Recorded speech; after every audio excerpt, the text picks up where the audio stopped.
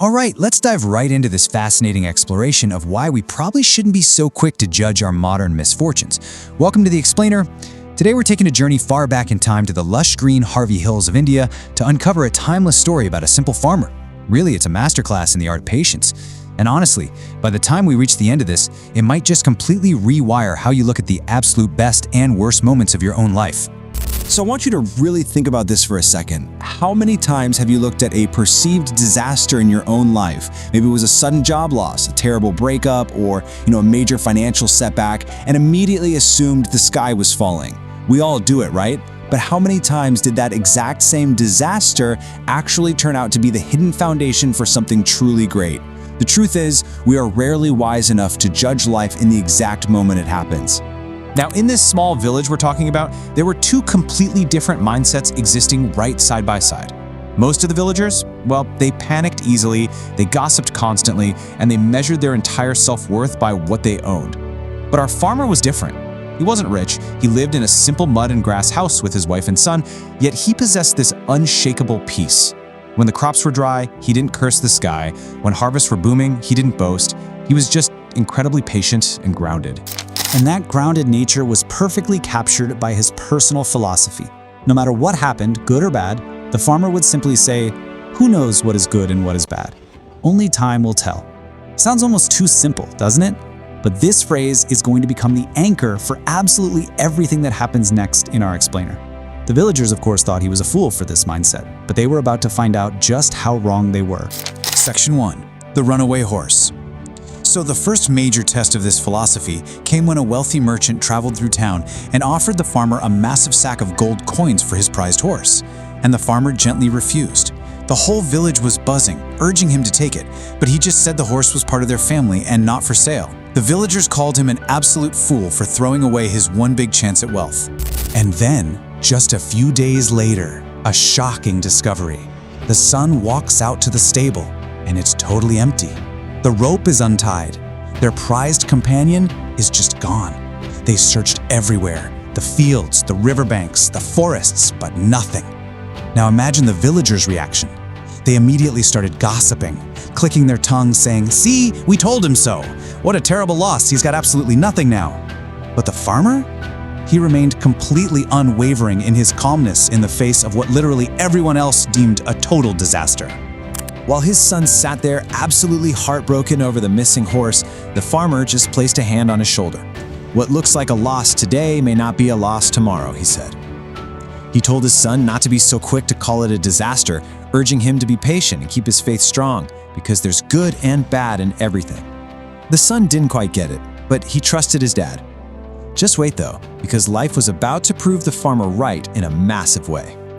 Moving on to the wild stallions. Let's fast forward about a week.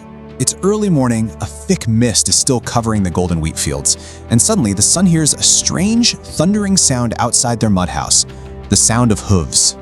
So the crucial point here is that the beloved horse didn't just come back alone. He brought 5 wild, magnificent, untamed stallions back with him. Boom. Suddenly, the farmer has 6 horses. The village erupted. The exact same people who called him a fool a week ago were now loudly declaring him the luckiest man alive, predicting he'd be wealthier than that merchant. But true to form, the farmer just smiled quietly, telling his son not to celebrate too soon because they still didn't really know what this event would bring. And well, he was absolutely right to wait. The very next day, the eager young son decides he's going to tame one of these powerful new wild stallions. He mounts the horse, but the animal bucks and twists violently, throwing the boy hard to the ground. There's a sickening crack. He breaks his right leg in 2 places. The village healer rushes over, binds it in splints, but delivers some really grim news. The boy will need weeks to recover and will likely walk with a limp for the rest of his life. Instantly, the villagers pivot again. Talk about whiplash. Now they're whispering that the wild horses were a curse born of the farmer's greed. Lying there in immense pain, the son asks his father if this tragedy was meant to happen. The farmer, sitting calmly by his side, refuses to judge this painful moment either. He shares this beautiful piece of wisdom. The same rain that floods the valley nourishes the forest. He tells his son once again that only time will tell. Which brings us to the unthinkable war. Just 2 weeks after the son's horrible accident, the sound of military drums and trumpets echoes through the village. The king's soldiers had arrived suddenly, and they brought brutal news. A terrible war had broken out on the northern border. A royal decree was issued drafting every single able-bodied young man into the army immediately. There were absolutely no exceptions and no excuses. The heartbreak in that village was unimaginable. Mothers wept as boys who only knew how to farm were handed swords and marched away. But when the soldiers came to the farmer's door, they looked at his son lying in a cot with a severely broken leg bound in splints. They shook their heads, declared him useless for combat, and moved on. The son was spared solely because of his broken leg. And to put the true gravity of that so-called broken leg curse into perspective, months passed and the war was incredibly brutal. Out of the 23 young men drafted from that small village, 14 perished on the battlefield. Only 9 returned. The families who had mocked the farmer for his misfortunes now wept for sons they would never see again.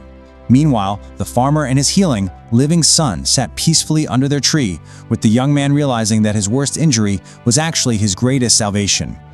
When you map out the wild twists and turns of this story, the river of life is just dizzying. Day 1, the horse is lost, a tragedy. Week 1, it returns with wealth, a blessing. Week 2, a broken leg, a curse. Month 1, saved from certain death and war, an absolute miracle. Every single event was deeply connected, revealing its true meaning only in the fullness of time. The farmer was right on the money to never celebrate too quickly or grieve too deeply, because you just cannot see what lies around the bend of the river. 3 lessons in patience. So how do we take this philosophy from a mud hut in ancient India and actually apply it to our fast-paced lives today? Let's shatter the frame of the old parable and synthesize this into some actionable takeaways. We can break this down into 3 core steps.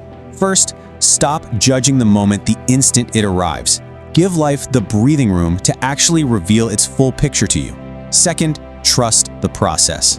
Just because you can't see where the road is leading doesn't mean it leads nowhere. And third, stay steady. Maintain your balance. When things go incredibly well, stay humble so arrogance doesn't trip you up. And when things fall apart, stay hopeful so despair doesn't consume you. Balance is your absolute key to inner peace. Let's connect this directly to your reality right now. Think about our modern daily disasters. Maybe you lose a major client, fail a crucial exam, go through a gut-wrenching breakup, or face an intense financial setback. In the exact moment it happens, it feels like the sky is falling, just like an empty stable or a broken leg. But think back. How many times have those very setbacks forced a change in direction that pushed you toward a far better career, a much healthier relationship, or just a completely new understanding of who you really are? I really want you to remember this powerful metaphor. Life is not a single chapter, it is a whole book. It is fundamentally impossible to judge the quality of a complete, complex story by reading just a single, painful, confusing page. The complete picture is always larger than the tiny piece you are currently experiencing. It's like a giant puzzle, and you're just holding one weirdly shaped piece right now. So, I'm going to leave you with this final, provocative thought.